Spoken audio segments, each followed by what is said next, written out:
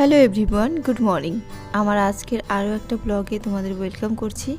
আশা করছি সবাই খুব ভালো আছো। আজকে বুধবার আর এখন সকাল ওই 8:30টার মতো বাজছে।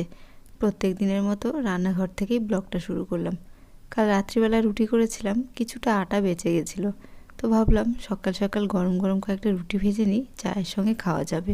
বেশ ভালোই লাগে কিন্তু রুটির সাথে চা। তাওয়াতে রুটি ভাজলেও রুটিগুলো কিন্তু একদম বলের মতো ফুলেছে। আমার মনে হয় আগুনে ফেলে না ভাজার থেকে তাওয়াতে ভাজা কিন্তু অনেকটাই ভালো। তারপর দেখো চলে এসেছি বাজারে। আর আজকে বাজারেও গেছিলাম, আর গেছিলাম একটু হসপিটালে।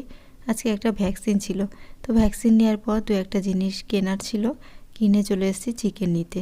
আর রাস্তাটা দেখো রোদে ঝকমক করছে, আর তাকাতেও খুব একটা অসুবিধা হচ্ছিল। তারপর বাড়ি চলে এসেছি। আর যেই দিন আমি বাজারে যাই সেই দিন যে আমার কাজে কি অসুবিধে হয়ে যায় কি বলবো, জানি না কেন। একবার যদি বাজারে বেরিয়ে যাই রান্নাবান্নার আগে, তারপর এসে মনে হয় আর কাজের সঙ্গে পেরে ওঠা যায় না। তো বাড়িতে এসে ঝটপট সবজি কেটে রান্না বসিয়ে দিলাম। আর শুভ্র এখনও দোতলায় যায়নি, ও নিচে একটু কাজ করছিল। তো বেগুন ভাজা বসিয়ে দিয়ে ভাবলাম যাই নিচ থেকে একটু ঘুরে আসি। তো আসাতেই দেখি একজন দেখো কুকুর দাঁড়িয়ে আছে। এই কুকুরটা কিন্তু আমাদের বাড়ির সামনেই থাকতো। তোমরা যারা আমার ব্লগ দেখো তারা নিশ্চয়ই জানো যে আমার বাড়ির সামনে কুকুর আর তার বাচ্চারা থাকে। তো ওরা থাকাতে এতটা নোংরা করে ফেলে জায়গাটা, যে কয়েকদিন পর পর আগুন না ধরালে আর হয় না, একদম প্লাস্টিকে ভরে থাকে। তো শুভ্র আজকে জায়গাটা একদম ভালো করে পরিষ্কার করে আগুন ধরিয়ে দিল। আর যেহেতু বাচ্চারা থাকে, আগুন যতক্ষণ না নেভে জল দিয়ে নেভানোর পর তারপর আমরা ঘরে যাই, নয়তো বলা যায় না কার কখন কী ক্ষতি হয়ে যায়। আর এই যে ওকে দেখতে পাচ্ছ, ও কিন্তু সুস্থ ছিল, তারপর হঠাৎ দেখছি জানি না ওর কী হয়েছিল, নাক মুখ দিয়ে সর্দি গড়াতো, জল গড়াতো, আর খুব রোগা হয়ে গেছে। আর এই বাচ্চাটা দেখতে পাচ্ছ ওরই বাচ্চা। ও কিন্তু আজকে প্রায় 3 দিন থেকে আর আমাদের ঘরের থেকে বাইরে যাচ্ছে না, একটু অসুস্থ থাকাতে ওর মা দেখতে এসছে। কিছুটা খাবার দিয়েছিলাম বলে অপেক্ষা করছে যে আরও হয়তো খেতে দেবে। তো তারপর আমি আবার চলে আসলাম ওপরে, নয়তো বেগুন ভাজাগুলো একদমই পুড়ে যেত। আর আজকে যে রান্না করব তার জন্য একটু কেটে বেছে গুছিয়ে নিলাম। তো এখানে পেঁয়াজ, একটু টমেটো, ক্যাপসিকাম কেটেছি। আর এখানে দেখো নতুন আলু খোসা ছাড়িয়ে জলে ভিজিয়ে রেখেছি। আজকে রান্না করব একটু চিকেন। আর বাজারে গেছিলাম চিকেন নিতে, একটু বেশি করেই এনেছি। আজকে দুরকমভাবে চিকেনটা রান্না করব। একটা তো আমাদের খাওয়ার জন্য, আর একটা হচ্ছে বাচ্চাগুলোর খাওয়ার জন্য। তো দেখো সবার ফার্স্টে এখানে আলু ভাজতে বসিয়ে দিলাম।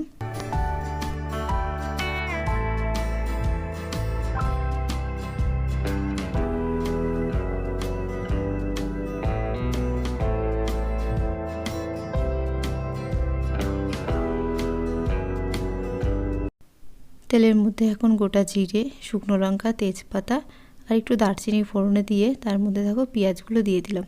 আর মাংসটা তো প্রায় মানুষের ঘরেই রান্না করা হয়, সবাই রান্না করতে পারে, কিন্তু মাঝে মাঝে কি হয় রান্না করতে করতে আর ভালো লাগে না।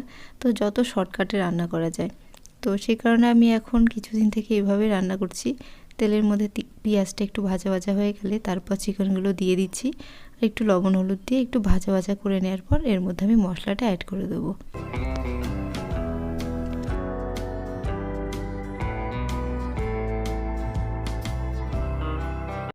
চিকেনটা ভাজা হয়ে গেছে আর কালারটাও চেঞ্জ হয়ে গেছে। এরপর দেখো আমি বেটে রাখা মশলা দিয়ে দিলাম। এর মধ্যে আদা, জিরে, কাঁচা লঙ্কা, রসুন, পেঁয়াজ এই সমস্ত কিছুই আছে। আর একটু লঙ্কার গুঁড়ো দেবো, সেই কারণে শুকনো লঙ্কাটা ব্যবহার করলাম না। এবার যে ক্যাপসিকামটা কেটেছিলাম দিয়ে দিলাম। আসলে ক্যাপসিকামটা ঘরে ছিল, ক্যাপসিকাম দিয়ে কিন্তু অন্য কিছু রান্না করতে বেশি ভালো লাগে। তো ভাবলাম আছে যেহেতু আজকে চিকেনটার মধ্যেই দিয়ে দিই, টেস্টটা একটু অন্যরকম আসবে। এবার খুব ভালোভাবে কিন্তু আমি মাংসটা কষিয়ে নেব হালকা আছে। আর এই যে আরও একটা রান্না করেছি বললাম যে, দেখো ভাত করেছি। আজকে প্রেশার কুকারে আমি একটু হলুদ, লবণ, চিকেন দিয়ে একটু চাল দিয়ে সিটি দিয়ে নিয়েছিলাম বাচ্চাদের খাবারের জন্য। আর এখানে আমি অনেকটা খাবার দিয়ে গেছিলাম, গরম বলে একটু ছড়িয়ে দিয়েছি। তো এই দুষ্টুটা কী করেছে, চিকেনগুলো বেছে বেছে খেয়েছে। আর ও যতটা ছোট দেখতে পাচ্ছ, যতটা পেট ভরে ততটাই ভাত খেয়েছে। ওরা আমাকে দেখলে যে কি খুশি হয় কি বলবো, আমার পায়ের শব্দ শুনতে পেলেই ওরা দৌড়ে চলে আসে। আর ও কিন্তু খুব দুষ্টু, খুব ছটপটে ছিল। এখন অসুস্থ থাকাতে, আসলে অসুস্থ বলতে ওর পায়ে না কেটে গেছে, আমি জানি না কোনো টোটো কিংবা বাইকে হয়তো লেগেছে, প্রচুর কেটে গেছে। তো সেই কারণে ও আজকে 3 দিন থেকে আর কোথাও হাঁটাচলা করছে না, বাইরে যাচ্ছে না, ঘরেই থাকছে। আর এই যে ওর মায়ের জন্য বিশেষ করে আমি রান্না করেছি আজকে, ওর মাকে খাওয়াবো। এত রোগা ছিল, দেখলে খুব খারাপ লাগছিল। ওদেরকে কিন্তু আমি রোজই খেতে দিই, ভাত তরকারি মেখে দিই, আজকে একটু রান্না করলাম। তারপর দেখো চলে আসলাম উপরে। আর বাচ্চাগুলো থাকাতে আমি যে দিনে কতবার নিচে যাই আর উপরে আসি তার কোনো ঠিক নেই। এখানে চিকেনটা কিন্তু রান্না করা হয়ে গেছে।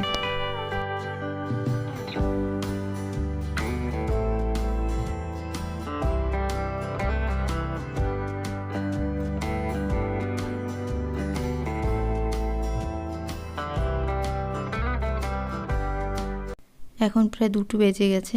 আর দুপুর মানে এখন অনেকটাই বেলা, যেহেতু শীতের বেলা তাড়াতাড়ি সন্ধে হয়ে যায়।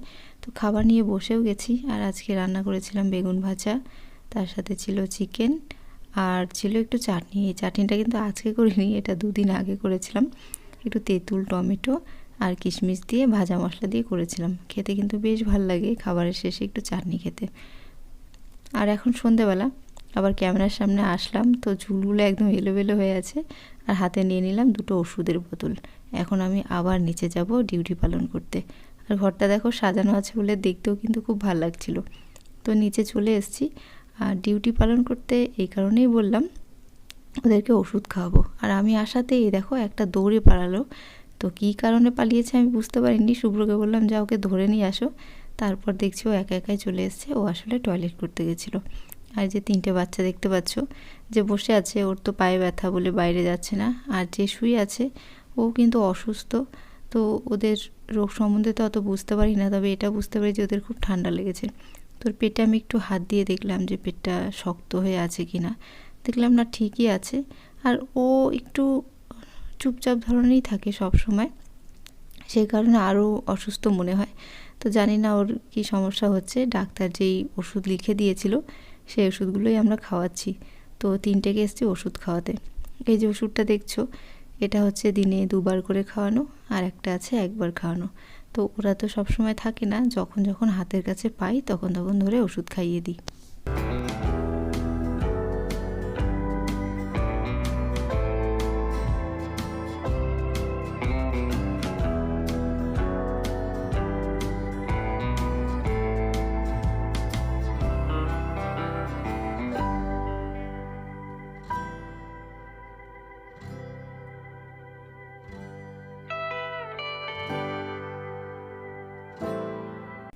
আগে আমি কুকুরের বাচ্চা বলো যে কোনো বাচ্চাই কিন্তু ধরতে খুব ভয় পেতাম, কেমন একটা লাগতো, যেহেতু অভ্যেস ছিল না। আর এখন ধরতে ধরতে আমার আর খারাপই লাগে না।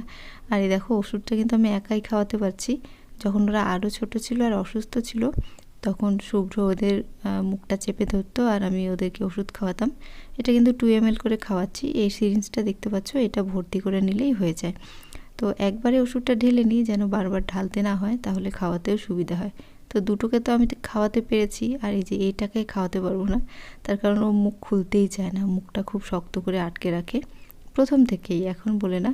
তো শুভ্র মুখটা ধরবে আর আমি ওকে খাওয়াবো।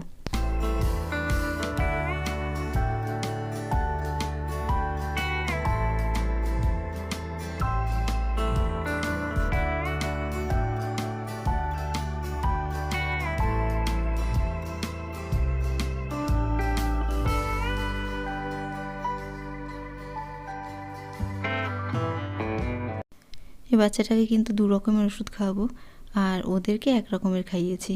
এর অসুবিধে আছে বলে একে 2 রকমের খাওয়াবো।